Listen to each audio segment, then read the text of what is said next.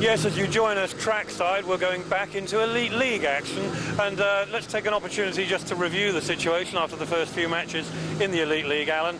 Pirates have started quite well, although the position in the league is 5th at the moment.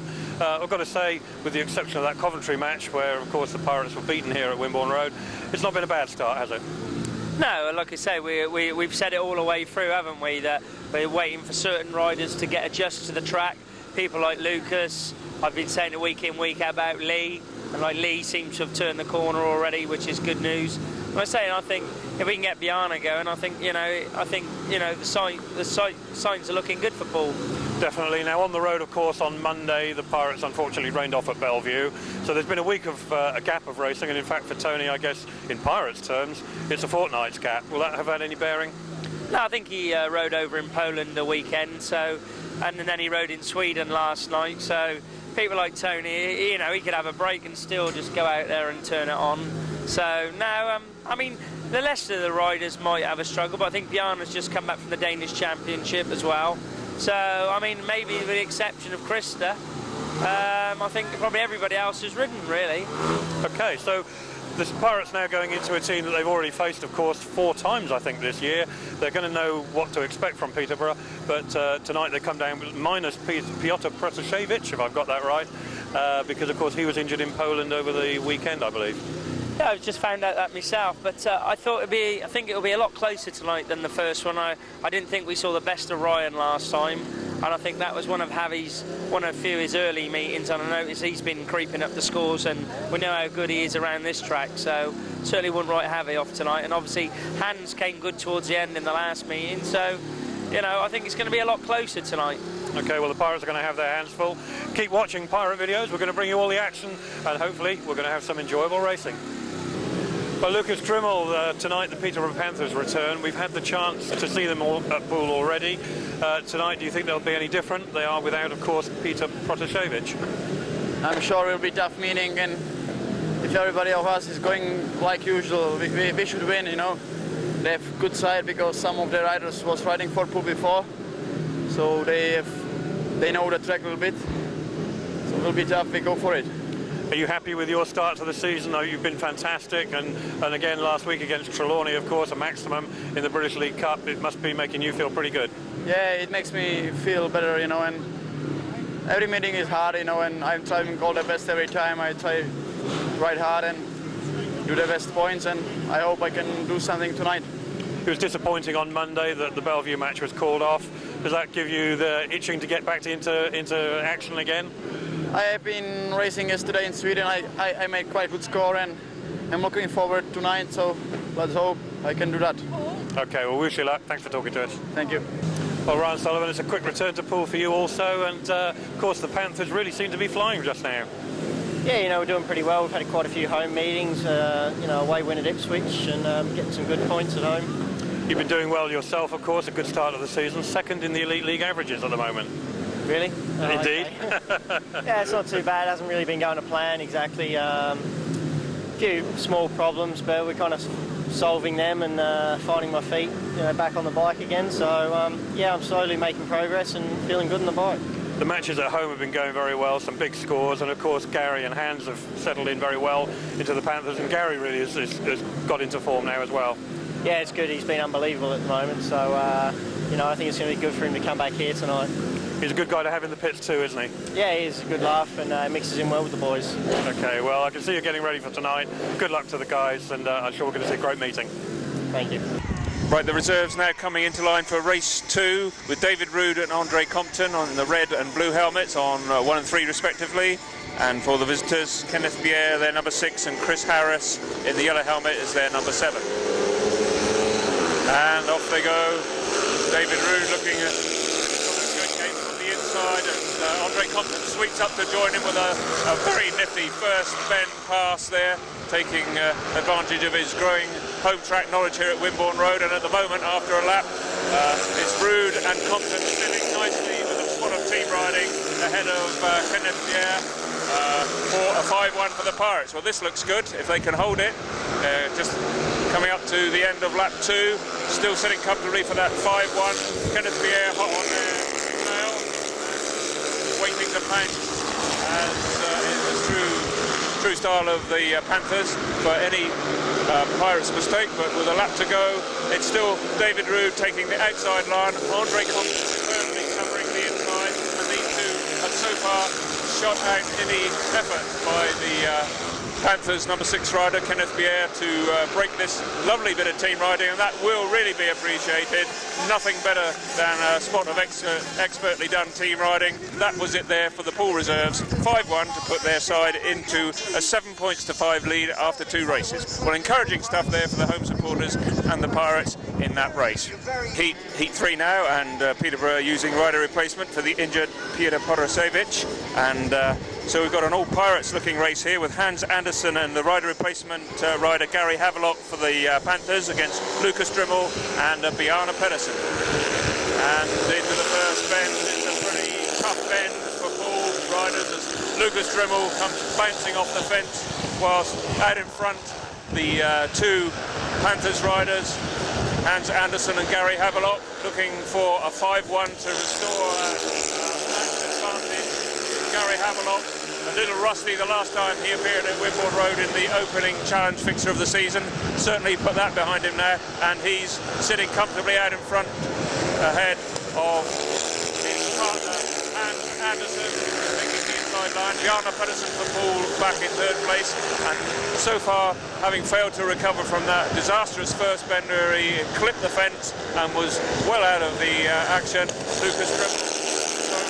Less than a lap to go now. It looks as if the Pirates are going to surrender that 2-point advantage in favour of the visitors, and that'll give Neil Bididich something to scratch his head about, as Gary Havelock, excellent rider replacement ride, well worth the initial outing there. So it's Gary Havelock, Hans Andersen, and for the Pirates in 3rd place, Bjarne PEDERSEN. 8 points to Poole, 10 to the Panthers. Scores all square then at 12 apiece. Remember that the Pirates did go down narrowly in the away fixture by 4 points, with Peterborough Panthers getting a 47-43 victory. So if things pull out a lead here, they'll do well, with Lukas DRYML and Bjarne PEDERSEN in red and blue respectively from the inside grids, Ryan Sullivan and Shane Parker in green and yellow respectively, off 2 and 4 for the Panthers. Away they go, and the rush into the first bend. It's Lukas DRYML, takes a mid-track and a strong gate and relegates Ryan Sullivan momentarily, but Sullivan with a superb burst of speed right round the outside of DRYML there to take over the lead, although Lukas DRYML coming back on him in fine style. That's a great fight back by the young Czech for the Pirates, and he really did show Sullivan who was boss that time, and he's obviously got a point to make after that last place in his opening ride, although Sullivan coming back again. A great sight between these 2 Grand Prix riders. That time DRYML drifting a little bit wider, Sullivan looking for an opportunity on the inside but didn't see it. He's going back to the outside again, his favoured passing manoeuvre, but DRYML seems to be the master of him at this stage, and now putting into about a 5-length lead as we go into the final lap, and he's going to get it. Unfortunately, his partner Bjarne PEDERSEN could do nothing about 3rd place and is trailing at the back, unfortunately, but certainly a really fine ride there by Lukas DRYML to show a clean pair of wheels to Ryan Sullivan, the top Australian Grand Prix star. In 3rd place in the yellow helmet there was the visiting skipper Shane Parker. So 3 to each side, and 15 apiece the scoreline after 5 heats. Well, we're on to race 7 then, when the skipper Tony Rickardsson for the Pirates out on grid 1 this time. His partner David RUUD in blue goes from grid 3, and of course David had that great win in heat 2 in the reserves race. But sterner opposition this time from the rider replacement rider in green, Shane Parker, and Hans Andersen in yellow. Away goes Tony Rickardsson, but the 2 Panthers tuck into 2nd and 3rd place. In fact, Shane Parker goes up the inside of Rickardsson momentarily, and Rickardsson having to work the hard way, which indeed he does. What a superb pass by Tony Rickardsson.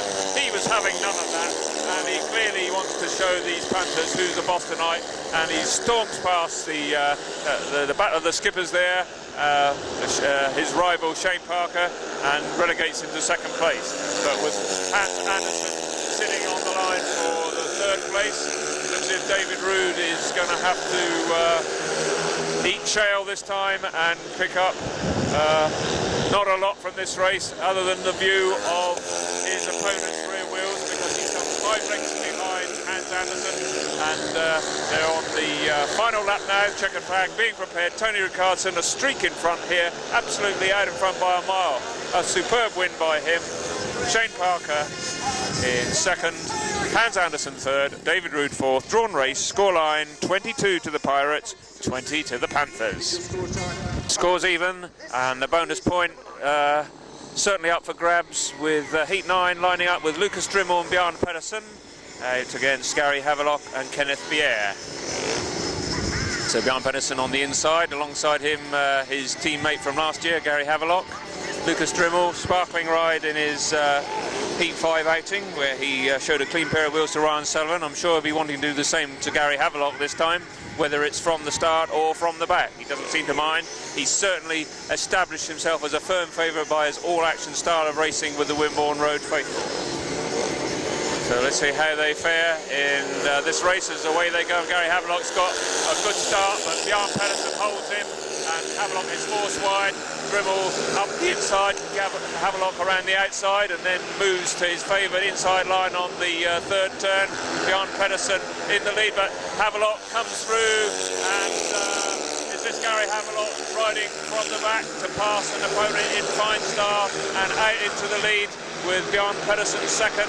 Lukas DRYML challenging around the outside in order to try and make a challenge against his Gary Havelock, but he's not having the opportunity to do so at this stage. Lukas DRYML looks as if he's being frustrated by the riders in front of him.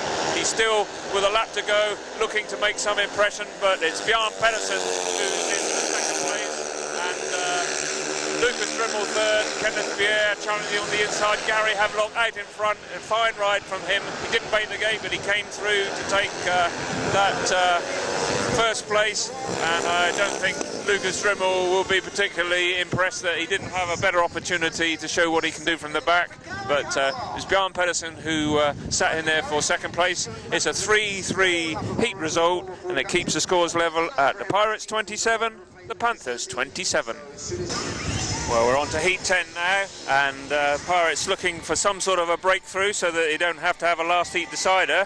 Not only will they be looking for a match victory here, of course, because anything else would be a major shock, but they're looking for the bonus point as well.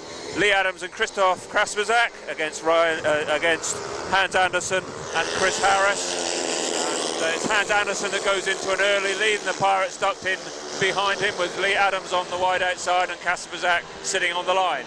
Leigh ADAMS trying the inside line on Hans Andersen, but the young Dane will be wise to that, for his own track knowledge here, and he falls for it this time though. Leigh ADAMS has got the speed to get up the inside. Not every rider that can do that here, but he's done it, and that's a fine pass by the Poole number 1 there in the red helmet, Leigh ADAMS.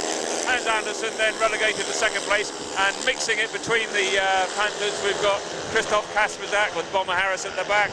KASPRZAK trying the outside line, and he must be careful of the threat by the rider in green at the back. And Bomber Harris, who's looking strong, and he's making a challenge on the inside. These two riders battling it out for third place. Every point crucial here. KASPRZAK may just hold on. It looks as if he has, in which case that will be a fine ride by the young 18-year-old Poole. Indeed he does, and that's a heat victory for the Pirates. Great ride by Leigh ADAMS to pass Hans Andersen, and a good second and third place. In fact, I'm not sure whether that is a congratulatory handshake or a bit of a gesticulation between Andersen and KASPRZAK there. I had a feeling that KASPRZAK wasn't overly happy.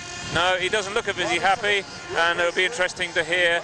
Yes, the crowd a little bit roused by that, and I've got a feeling that Andersen may have just ridden a line that cut across KASPRZAK, and that's what caused the young Poole to be a little bit less than happy. But nevertheless, he got the third place, which is all important, so we'll see if we can get a post-match verdict from Roscoe on exactly what went on in that race. But nevertheless, it's a 4-2 heat victory to the Pirates, who now lead by 31 points to 29. So with the benefit of a 10-minute break and a cup of tea and some encouraging words, it's on to race 12, and will Tony Rickardsson's words in the pits have inspired his riders? This time it's Lukas DRYML and Andre Compton in the red and blue helmets respectively, and the rider replacement for Peter Protasevich goes to Hans Andersen, who's been in pretty good form here this evening so far, and his partner this time, the reserve switch, taking the place of the programmed rider Kenneth BJERRE, will be Chris Harris. So that looks to beef up the Panthers. We'll see if the Pirates can get anything out of this. They're on the 2 and 4 grid positions, and away they go. Lukas DRYML from 2. Chris Harris, who moves into an early advantage, followed closely by Lukas DRYML, with Andre Compton and Hans Andersen at the back. Andersen looking to go around Compton, and DRYML looking to find a gap, and he does so in fine style against Chris Harris. So the moment that Panthers took an advantage at the back, they lost the advantage at the front, so the race started to finish that lap as 3-all. Lukas DRYML then out in front with that fine pass there, not the first one we've seen from him tonight. That one was on Chris Harris. Previously, of course, it was at the expense of Gary Havelock. And I don't think they're going to catch Lukas now. He's heading away into the sunset. Indeed, he takes the checkered flag, and I did him a discredit. It wasn't Gary Havelock that he passed so superbly previously. It was none other than Ryan Sullivan. So that's the way of things in Heat 12, a drawn race. 37 points to 35, the Pirates' advantage. And remember that they are still 2 points behind on aggregate, so they'll need to put at least a 4-point margin past the Panthers to get that bonus point. And of course, should the teams tie on aggregate, there'll be a race off for the bonus point. So that's something that we could be seeing this evening. Such is the tightness of the scoreline in this match so far. So it's the all-important Heat 15, and who would have thought at the outset of this match that the Pirates would have needed a 5-1 in the final race from Tony Rickardsson and Leigh ADAMS in order to win it, but that is exactly what the situation is. The Panthers have been tenacious all evening, and with the aid of that 5-1 in Heat 14, they're now holding the trump cards. They're having a 2-point advantage. They lead by 43 points to 41 in this final race, and they've got Ryan Sullivan and Hans Andersen for good measure in the green and yellow helmets respectively, and they have the 1 and 3 grid positions. So it's Tony Rickardsson from 2 and Leigh ADAMS from 4. That's how they line up in this all-important race.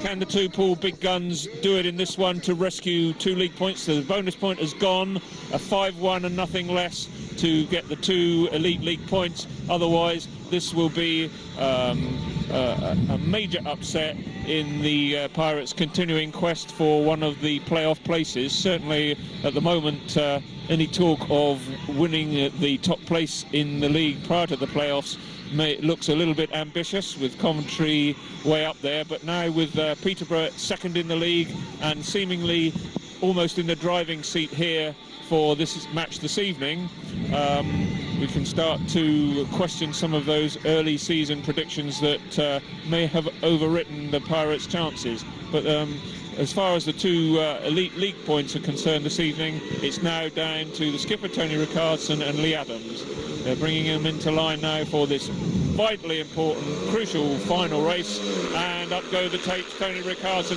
has a go at Ryan Sullivan on the first bend.